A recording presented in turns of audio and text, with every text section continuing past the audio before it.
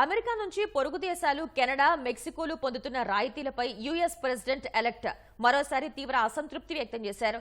Canada, Mexico దేశాలకు భారీ ఎత్తున రాయితీలు ఇవ్వడం కంటే అవి అమెరికా రాష్ట్రాలైతే సరిపోతుందని ఓ టీవీ ఇంటర్వ్యూలో వ్యాఖ్యానించారు.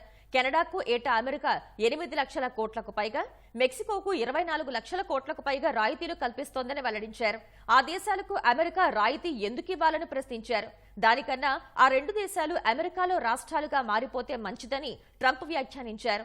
ఇటీవల కెనడా ప్రధాని ట్రూడో సమావేశమైనప్పుడు కూడా వలసలు, డ్రగ్స్ అక్రమ రవాణాను కట్టడి చేయకపోతే అమెరికా 51వ రాష్ట్రంగా చేరాలని చురకలంటించినట్లు సమాచారం. అటు అధికారం చేపట్టిన తొలి రోజు నుంచే పుట్టుకతో సంక్రమించే పౌరసత్వ అంశంపై దృష్టి సారిస్తామని ట్రంప్ చెప్పారు. జాతీయ అత్యయిక పరిస్థితి తరహాలో వచ్చే 4 ఏళ్లలో అక్రమ వలసదారుల్ని దేశం దాటిస్తానని వ్యాఖ్యానించారు.